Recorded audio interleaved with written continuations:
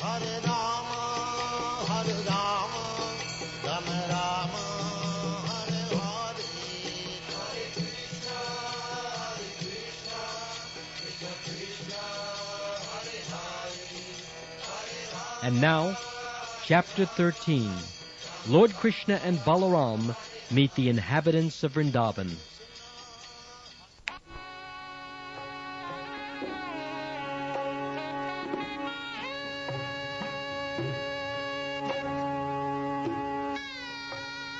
Once upon a time, while Lord Krishna and Balaram were living peacefully in their great city of Dwarka, there was the rare occasion of a full solar eclipse, such as takes place at the end of every kalpa or day of Brahma. At the end of every kalpa, the sun is covered by a great cloud, and incessant rain covers the lower planetary systems up to Svargalok. By astronomical calculation, people were informed about this great eclipse prior to its taking place, and therefore everyone, both men and women, decided to assemble at the holy place in Kurukshetra known as Samanta Panchak.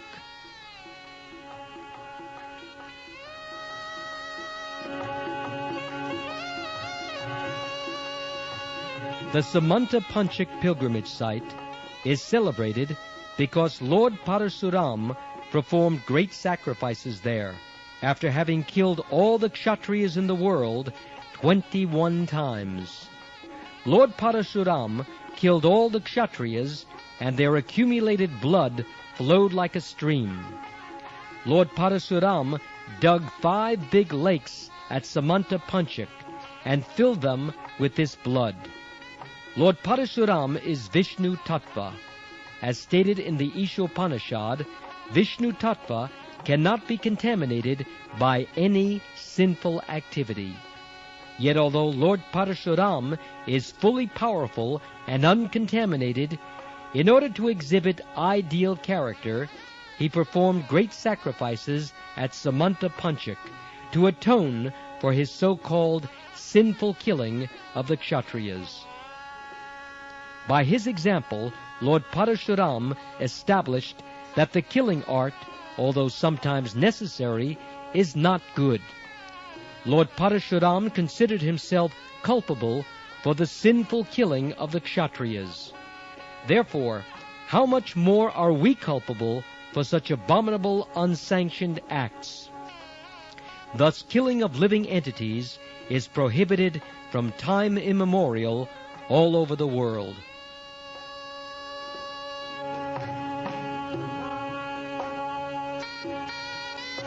Taking advantage of the occasion of the solar eclipse, all important persons visited the holy place of pilgrimage. Some of the important personalities are mentioned as follows.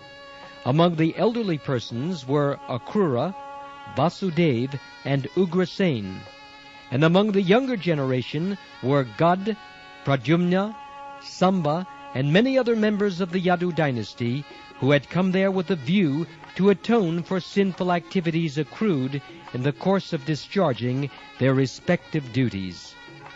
Because almost all of the members of the Yadu dynasty went to Kurukshetra, some important personalities like Aniruddha, the son of Pradyumna, and Kritavarma, the commander-in-chief of the Yadu dynasty, along with Suchandra, Shuk, and Sharan, remained in Dwarka to protect the city.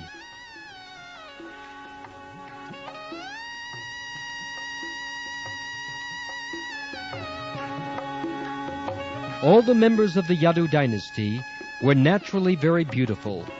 Yet on this occasion, when they appeared duly decorated with gold necklaces and flower garlands, dressed in valuable clothing and properly armed with their respective weapons, their natural beauty and personalities were 100 times enhanced.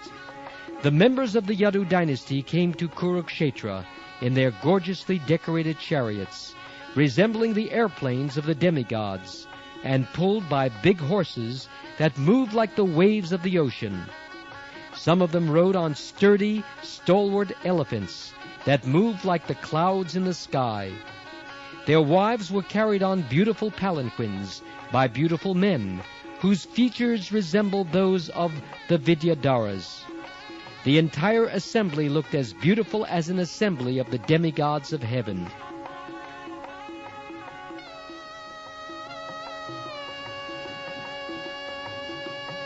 After arriving in Kurukshetra, the members of the Yadu dynasty took their baths ceremoniously, with self-control, as enjoined in the Shastras, and they observed fasting for the whole period of the eclipse, in order to nullify the reactions of their sinful activities.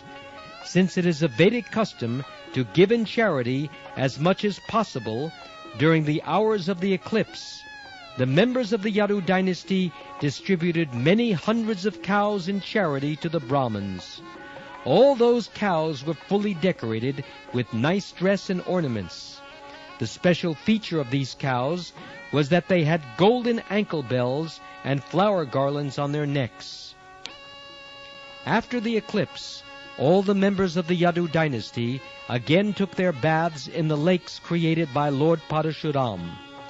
Then they sumptuously fed the Brahmins with first-class cooked food, all prepared in butter. According to the Vedic system, there are two classes of food. One is called raw food, and the other is called cooked food. Raw food does not include raw vegetables and raw grains, but food boiled in water, whereas cooked food is made in ghee. Chapatis, dal, rice, and ordinary vegetables are called raw foods, as are fruits and salads. But puris, kachoris, samosas, sweet balls, and so on are called cooked foods. All the Brahmins invited on that occasion by the members of the Yadu dynasty were fed sumptuously with cooked food.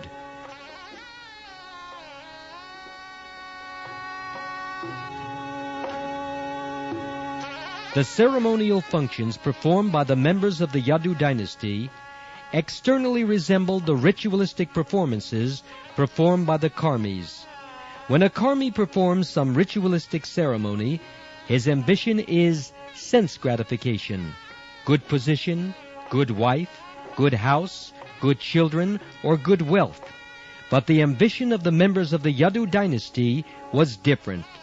Their ambition was to offer perpetual faith and devotion to Krishna. All the members of the Yadu dynasty were great devotees. As such, after many births of accumulated pious activities, they were given the chance to associate with Lord Krishna. In going to take their baths in the place of pilgrimage at Kurukshetra, in observing the regulative principles during the solar eclipse, or in feeding the Brahmins, in all their activities, they simply thought of devotion to Krishna. Their ideal worshipable Lord was Krishna and no one else.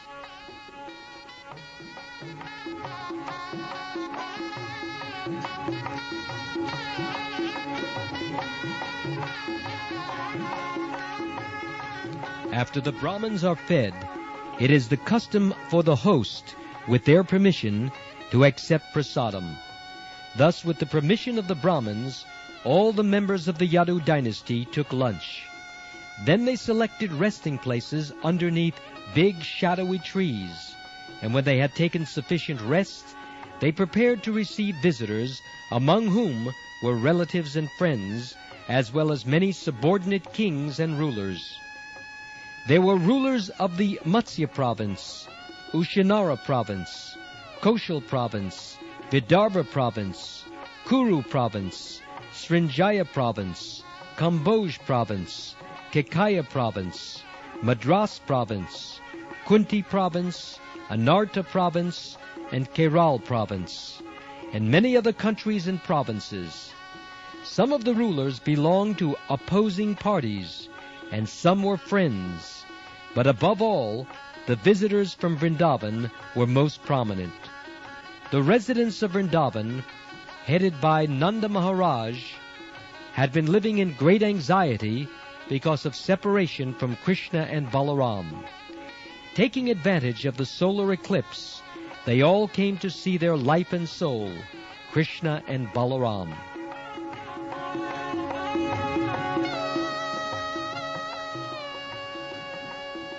The inhabitants of Vrindavan were well-wishers and intimate friends of the Yadu dynasty. This meeting of the two parties, after long separation, was a very touching incident.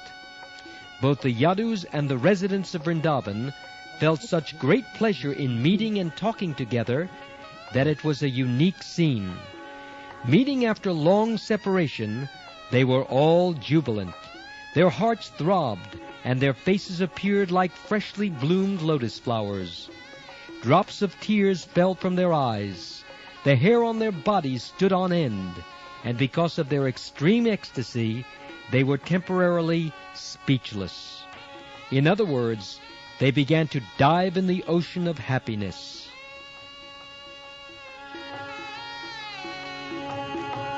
While the men were meeting in that way, the women also met one another in the same manner. They embraced one another in great friendship, smiling very mildly, and looked at one another with much affection. When they were embracing one another in their arms, the saffron and kumkum spread on their breasts was exchanged from one person to another, and they all felt heavenly ecstasy. Due to such heart-to-heart embracing, torrents of tears glided down their cheeks.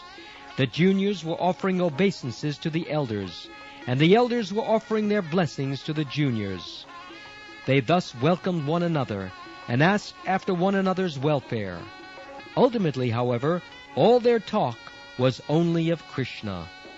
All the neighbors and relatives were connected with Lord Krishna's pastimes in this world, and as such, Krishna was the center of all their activities. Whatever activities they performed, social, political, religious, or conventional, were transcendental.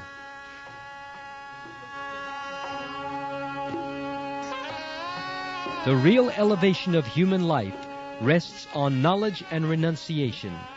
As stated in the Srimad Bhagavatam in the first canto, devotional service rendered to Krishna automatically produces perfect knowledge and renunciation. The family members of the Yadu dynasty and the cowherd men of Vrindavan had their minds fixed on Krishna. That is the symptom of all knowledge. And because their minds were always engaged in Krishna, they were automatically freed from all material activities. This stage of life is called Yukta Vairagya, as enunciated by Srila Rupa Goswami. Knowledge and renunciation, therefore, do not mean dry speculation and renunciation of activities. Rather, one must start speaking and acting only in relationship with Krishna.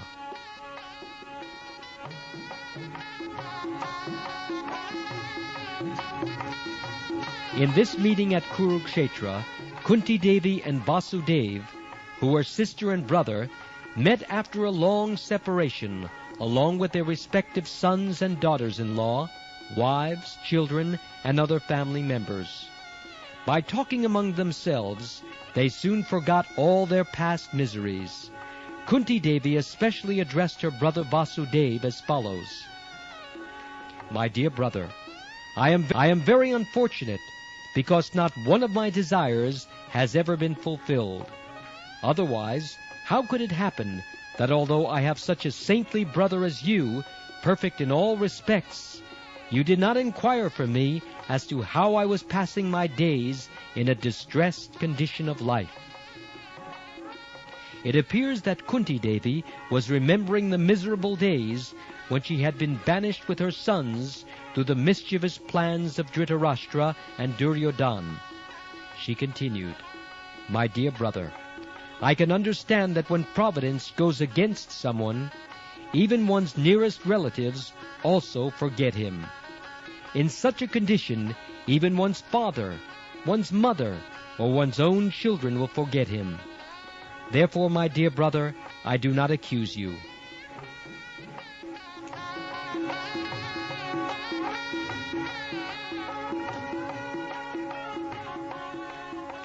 Vasudev replied to his sister, "My dear sister, do not be sorry, and do not blame me in that way. We should always remember that we are all only toys in the hands of Providence.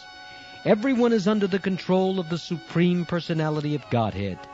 It is under His control only that all kinds of fruitive actions and their reactions take place. My dear sister, you know that we were very much harassed by King Kamsa, and by his persecutions we were scattered here and there. We were always full of anxieties. Only in the last few days have we returned to our own places by the grace of God.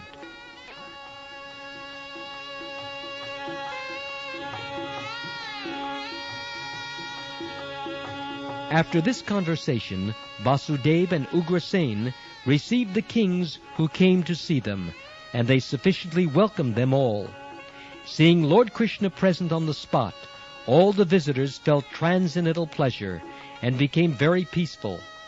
Some of the prominent visitors were as follows: Bhishmadev, Dronacharya, Dhritarashtra, Duryodhan, and Gandhari along with her sons, King Yudhishthir along with his wife, and the Pandavas along with Kunti, Srinjaya, Vidura, Kripacharya, Kunti Bhoj, Virat, King Nagnajit, Purujit, Drupad, Salya, Drishtaketu, the king of Kashi, Damagosh, Vishalaksha, the king of Mithila, the king of Madras, formerly known as Madra, the king of Kekaya, Yudamanyu, Shusharma, Bahilik, along with his sons, and many other rulers subordinate to King Yudhishthir.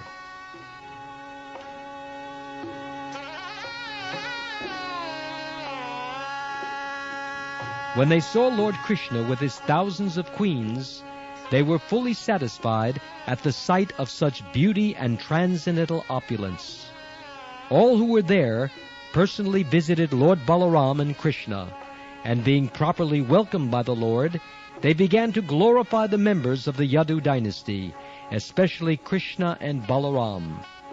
Because Ugrasen was the king of the Bhojas, he was considered the chief Yadu, and therefore the visitors specifically addressed him: Your Majesty Ugrasen, king of the Bhojas, factually the Yadus are the only persons within this world who are perfect in all respects. All glories unto you, all glories unto you. The specific condition of your perfection is that you always see Lord Krishna, who is sought by many mystic yogis undergoing severe austerities and penances for great numbers of years. All of you are in direct touch with Lord Krishna at every moment.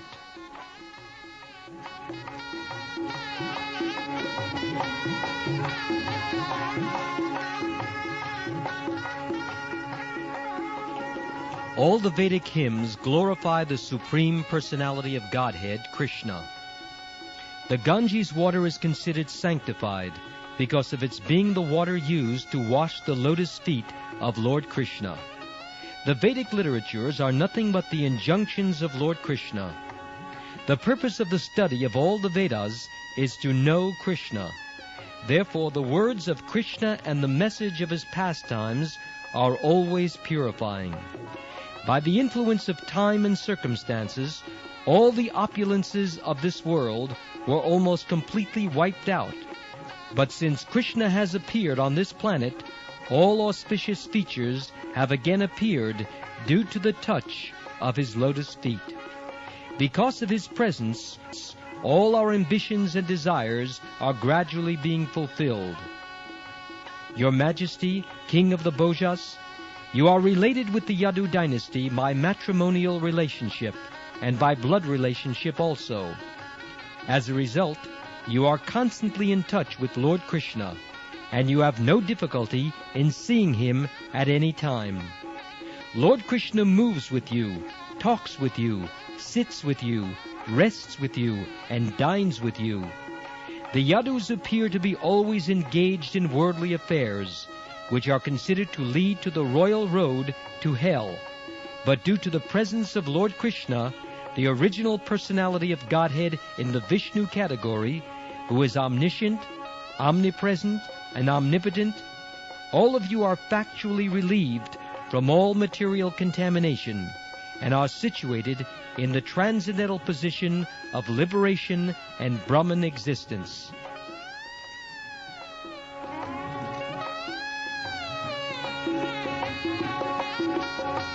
When they had heard that Krishna would be present in Kurukshetra because of the solar eclipse, the residents of Vrindavan, headed by Maharaj Nanda, had also decided to go there, and therefore all the members of the Yadu dynasty were attending. King Nanda, accompanied by his cowherd men, had loaded all their necessary paraphernalia on bullock carts, and all of the Vrindavan residents had come to Kurukshetra to see their beloved sons, Lord Balaram and Lord Krishna. When the cowherd men of Vrindavan arrived in Kurukshetra, all the members of the Yadu dynasty were most pleased. As soon as they saw the residents of Vrindavan, they stood up to welcome them, and appeared to have regained their life.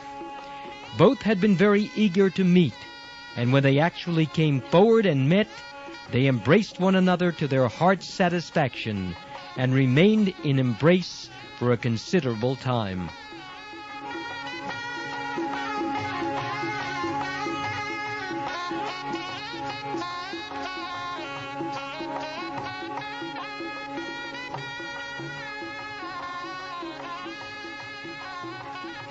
As soon as Vasudeva saw Nanda Maharaj, he jumped and ran over to him, and embraced him very affectionately.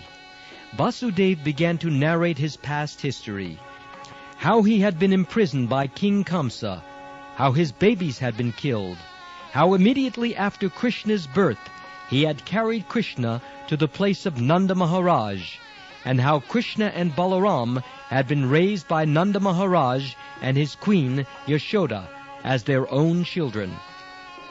Similarly, Lord Balaram and Krishna also embraced King Nanda and Mother Yashoda, and then offered their respect unto their lotus feet by bowing down. Because of their feeling affection for Nanda and Yashoda, both Lord Krishna and Balaram became choked up, and for a few seconds they could not speak. The most fortunate King Nanda and Mother Yashoda placed their sons on their laps and began to embrace them to their full satisfaction. Because of separation from Krishna and Balaram, both King Nanda and Yashoda had been merged in great distress for a very long time. Now, after meeting them and embracing them, all their sufferings were mitigated.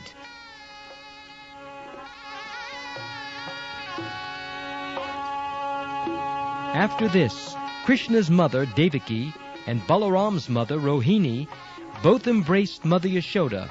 They said, "Dear Queen Yashoda Devi, both you and Nanda Maharaj have been great friends to us, and when we remember you, we are immediately overwhelmed by the thought of your friendly activities. We are so indebted to you that even if we were to return your benediction by giving you the opulence of the King of Heaven, it would not be enough to repay you for your friendly behavior. We shall never forget your kindly behavior toward us.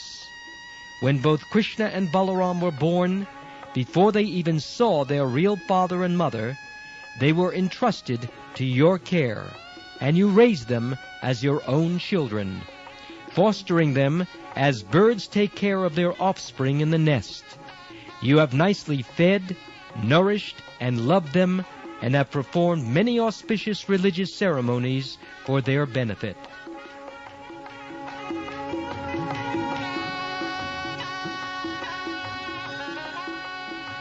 Actually, they are not our sons. They belong to you. Nanda Maharaj and you are the real father and mother of Krishna and Balaram.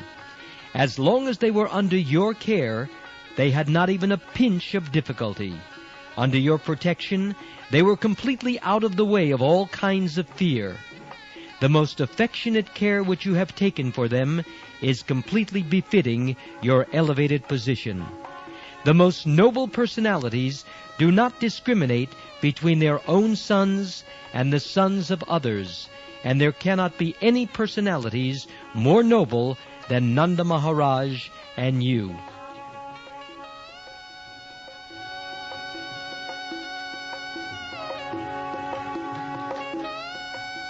As far as the gopis of Vrindavan were concerned, from the very beginning of their lives, they did not know anything beyond Krishna. Krsna and Balarama were their life and soul. The gopis were so attached to Krishna that they could not even tolerate not seeing him momentarily when their eyelids blinked and impeded their vision. They condemned Brahma, the creator of the body, because he foolishly made eyelids which blinked and checked their seeing Krishna. Because they had been separated from Krishna for so many years, the gopis, having come along with Nanda Maharaj and Mother Yashoda, felt intense ecstasy in seeing Krishna. No one can even imagine how eager the gopis were to see Krishna again. As soon as Krishna became visible to them, they took him inside their hearts, through their eyes, and embraced him to their full satisfaction. Even though they were embracing Krishna only mentally, they became so ecstatic and overwhelmed with joy that for the time being they completely forgot themselves. The ecstatic trance they achieved simply by mentally embracing Krishna is impossible to achieve, even for great yogis constantly engaged in meditation on the Supreme Personality of Godhead. Krishna could understand that the gopis were wrapped in ecstasy by embracing him in their minds, and therefore, since he is present in everyone's heart, he reciprocated the embracing from within.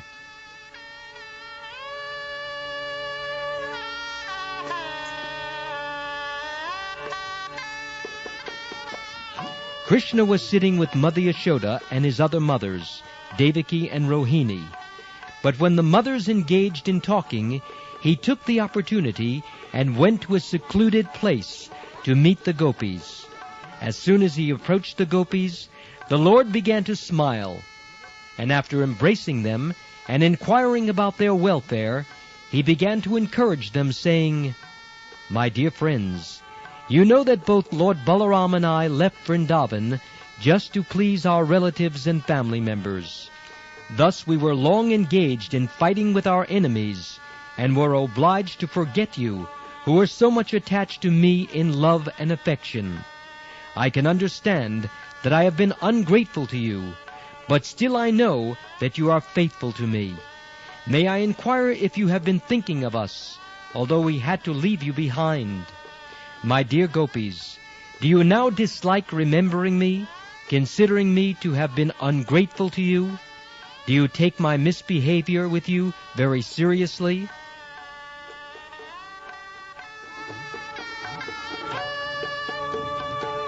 After all, you should know that it was not my intention to leave you. Our separation was ordained by Providence, who after all is the supreme controller and does as he desires. He causes the intermingling of different persons, and again disperses them as he desires.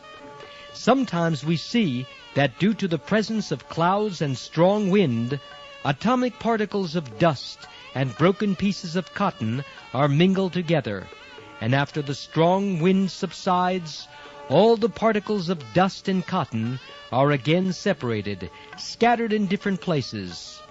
Similarly, the Supreme Lord is the creator of everything. The objects we see are different manifestations of his energy. By his supreme will, we are sometimes united and sometimes separated.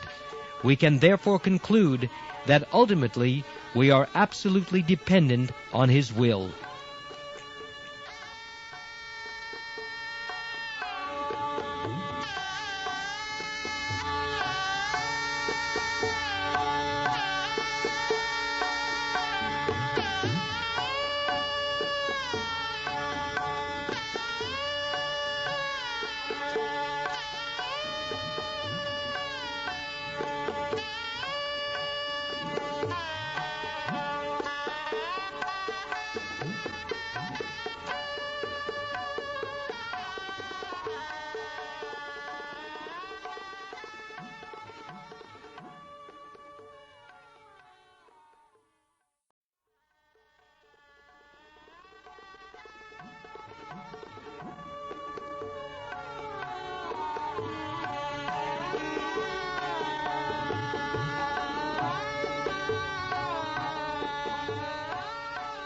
Fortunately, you have developed loving affection for me, which is the only way to achieve the transcendental position of association with me. Any living entity who develops such unalloyed devotional affection for me certainly at the end goes back home, back to Godhead. In other words, unalloyed devotional service and affection for me are the cause of supreme liberation. My dear Gopi friends, you may know from me that it is my energies only which are acting everywhere. Take, for example, an earthen pot. It is nothing but a combination of earth, water, air, fire, and sky.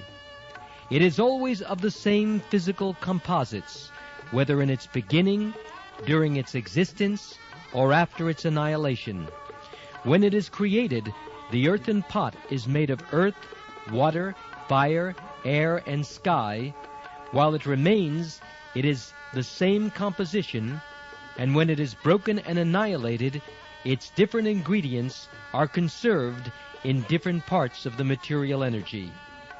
Similarly, at the creation of this cosmic manifestation, during its maintenance, and after its dissolution, everything is but a different manifestation of my energy. And because the energy is not separate from me, it is to be concluded that I am existing in everything.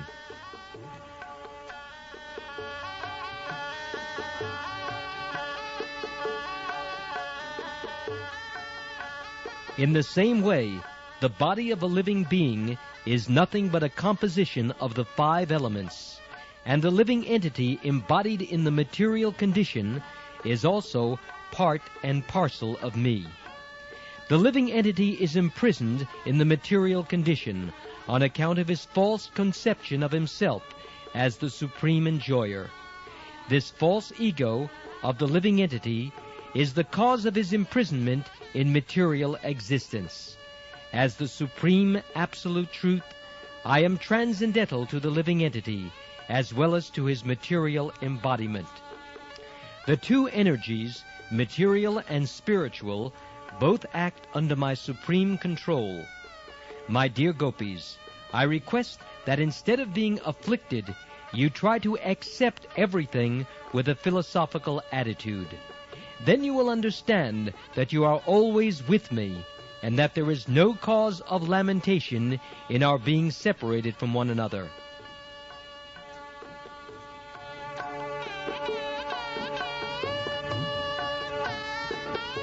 This important instruction by Lord Krishna to the Gopis can be utilized by all devotees engaged in Krishna consciousness.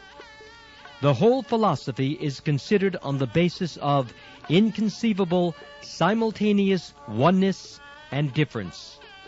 In Bhagavad Gita, the Lord says that He is present everywhere in His impersonal feature. Everything exists in Him, but still He is not personally present everywhere. The cosmic manifestation is nothing but a display of Krishna's energy, and because the energy is not different from the energetic, nothing is different from Krishna. When this absolute consciousness, Krishna consciousness, is absent, we are separated from Krishna. But fortunately, if this Krishna consciousness is present, then we are not separated from Krishna. The process of devotional service is the revival of Krishna consciousness, and if the devotee is fortunate enough to understand that the material energy is not separate from Krishna, then he can utilize the material energy and its products in the service of the Lord. But in the absence of Krishna consciousness, the forgetful living entity, although part and parcel of Krishna, falsely puts himself in the position of enjoyer of the material world, and, being thus implicated in material entanglement, is forced by the material energy to continue his material existence. This is also confirmed in the Bhagavad Gita. Although a living entity is forced to act by the material energy, he falsely thinks that he is the all-in-all and the supreme enjoyer.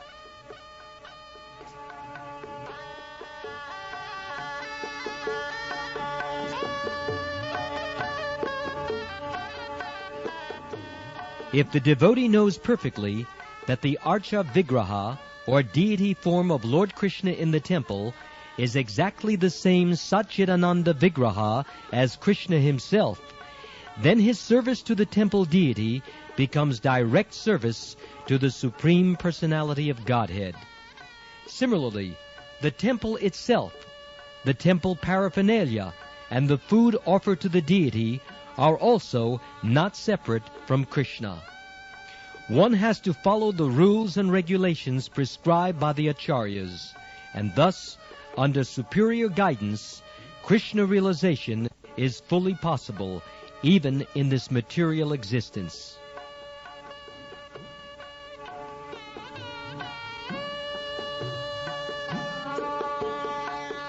The gopis, having been instructed by Krishna in this philosophy of simultaneous oneness and difference, remained always in Krishna consciousness, and thus became liberated from all material contamination. The consciousness of the living entity who falsely presents himself as the enjoyer of the material world is called Jiva Kosh, which means imprisonment by the false ego. Not only the gopis, but anyone who follows these instructions of Krishna is immediately freed from the Jiva Kosh imprisonment.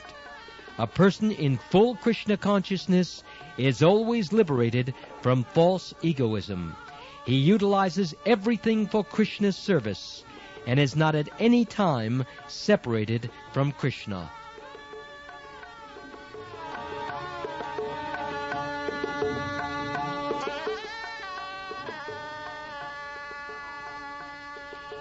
The gopis therefore prayed to Krishna, "Dear Krishna, from your navel emanated the original lotus flower, which is the birth site of Brahma, the Creator.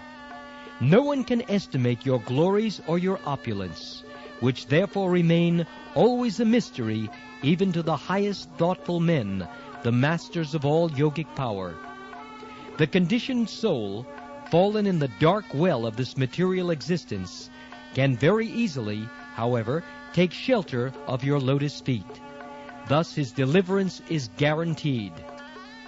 The gopis continued, "Dear Krishna, we are always busy in our family affairs. We therefore request that you remain within our hearts as the rising sun. That will be your greatest benediction."